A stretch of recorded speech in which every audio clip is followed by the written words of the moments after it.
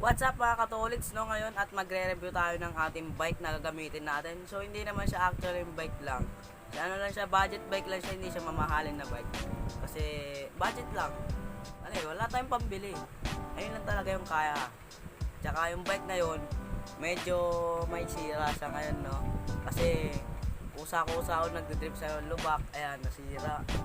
Kaya kung gusto niyo mapakita ko sa inyo at mabike check ko sa inyo, mag-like, comment, and subscribe na rin. At i-share mo na to sa mga kaibigan, i-ring mo na rin yung notification bell para updated ka lagi-lagi sa aking video. Kaya wala na tayong gagawin, punta na tayo sa bike. Re-review na natin yung bike, hindi dito na agad siya sa labas at di ko na siya pinasok sa loob kasi re-review natin. Ito siya, Phoenix Drift D5. Bili lang namin sa Quiapo for 5.5 lang. 6.5 ang original price, natawaran kasi magpapasko. Yung frame niya size 15.5 at meron siyang pakuba dito. Meron siyang parang pakuba. At ang kanyang shifter is mechanical, di pa siya hydraulic. Naka-combo shifter pa siya. Pati sa kabila, yan.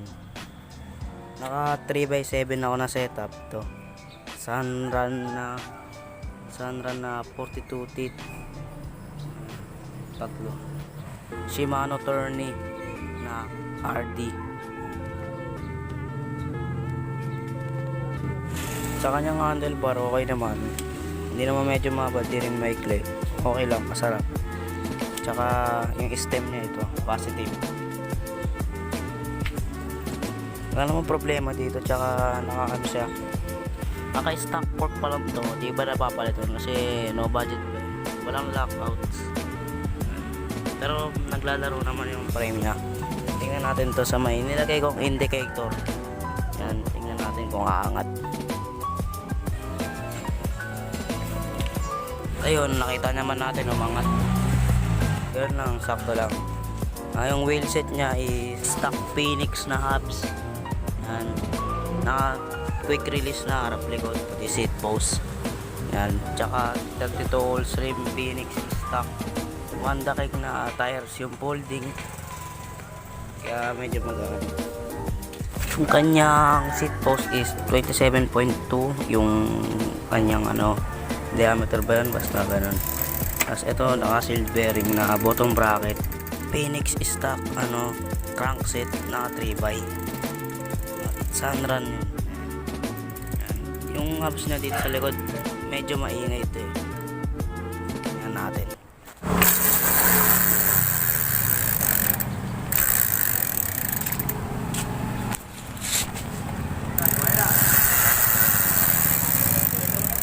May issue ka lang dito konti pag nagbaback pedal ka, parang niipit yung kadena.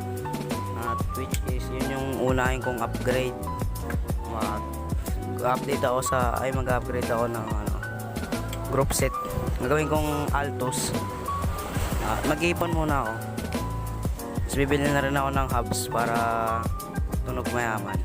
So yun ang aking bike na ginagamit ngayon, yung setup ko, yun lang. At wala namang doon. Hindi naman talaga siya mamahalin. Parang lang, yung budget lang talaga, hindi pa upgraded. Pero maganda ron, yung pros ay naka-tapered na. Ayun.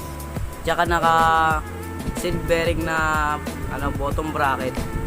Kasi yung ibang budget bike naka pa yun, loose bearing. Yung iwalay pa yung kanyang mga bulitas. Ayun, seat bearing yan. Maaasahan mo na yun, matibay. Ang cons nga lang pala doon ay yung kadena. Pag nagbaback pedal ka, naiipit sa RD. Kaya which is yung i-upgrade ko, mag-upgrade akong group set, mag-Altos ako. Mag-ipon na ako, nagtanong na kami sa Quiapo 4.5.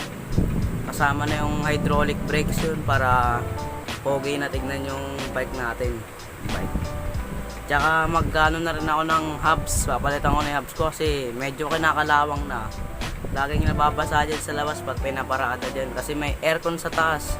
Tumutulo yung tubig doon. Kaya yun yung uunahin natin. Pero sa fork wala naman. Hindi naman siya yung parang pag-plinay mong ganon. hindi naman siya nai-stock, talagang tumatalbog.